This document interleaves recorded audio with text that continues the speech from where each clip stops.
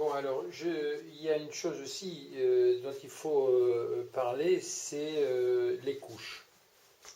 Alors, les couches, c'est les couches de boulanger. Ce sont des couches de lin. Là, c'est vraiment du lin.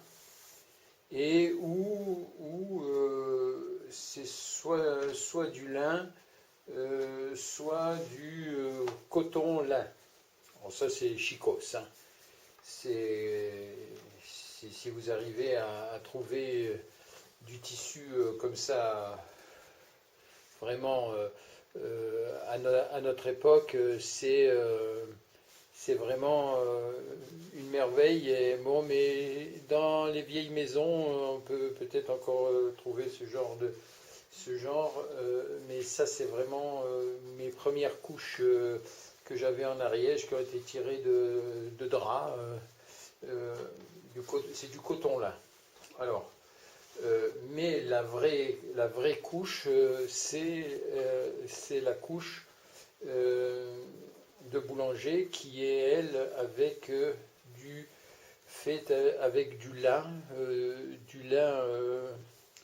qui est pas très fin, hein, qui est assez grossier, qui permet qui est pas étanche, hein, qui est pas trop fin parce que ça permet à l'air de bien circuler et le pâton ne se trouve pas étouffé, quoi.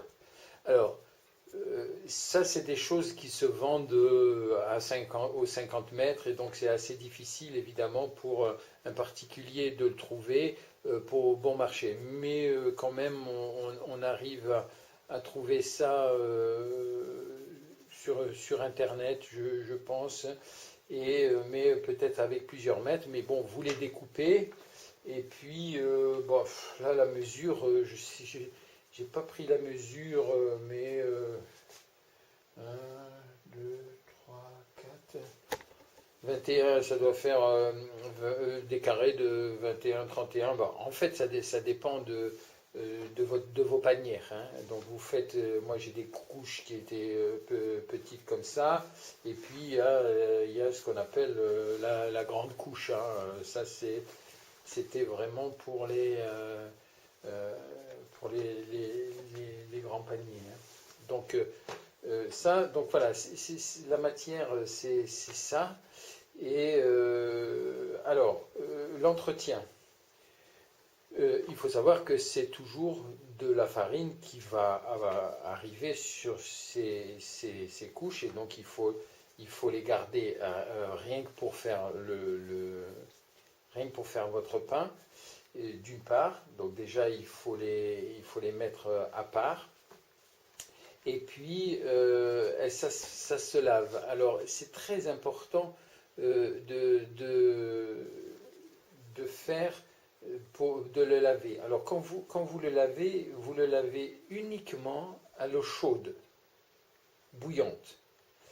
Vous ne l'essorez pas, vous faites rien du tout, vous la sortez du bagnette et vous la pendez, suspendez comme ça pour la laisser sécher telle qu'elle. Vous ne mettez pas de l'eau froide, rien du tout. Si vous voulez garder la qualité du tissu, il faut la laver de cette manière, hein. Alors, évidemment, si vous coupez des toiles, si vous coupez des petites si vous avez une grande toile comme ça et que vous voulez en faire des petits comme ça, bah je vous conseille de faire des ourlets tout petits, hein, de cette manière-là, de façon à garder le tissu intact au fur et à mesure des années que vous allez vous en servir. Parce que ça, c'est fait pour une vie, hein, c'est pas fait pour 5 ans, 6 ans, hein, c'est fait pour une vie, hein, c'est pas fait pour un pain seulement. Donc, vous les lavez sans lessive, ni bio, ni quoi que ce soit, rien que de l'eau. De l'eau chaude, bouillante. Vous la lavez, vous la mettez comme ça, parce qu'en fait, il s'agit seulement de faire partir la farine qu'il y a dedans, c'est tout, hein. Et ça, c'est des couches qui ne se lavent pas tous les jours, ni à chaque fois que vous avez fait un pain, hein. Je dis ça parce que il y en a qui m'ont posé les questions. Ça ne se lave pas à tous les coups, hein. Moi, les couches comme ça, se laver une fois par an, hein. C'est-à-dire, tout comme le pétrin d'ailleurs, il se lave qu'une fois par an. Donc c'est pas sale, hein, c'est que de la farine, hein. Donc voilà, une fois que vous avez lavé vos couches, vous les suspendez pour les laisser sécher naturellement à l'air, hein, et puis bon, en général vous évitez le soleil, hein, tout ce qui peut.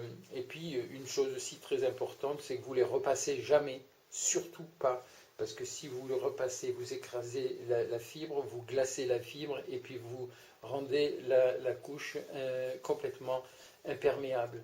Donc ça, il faut pas faire.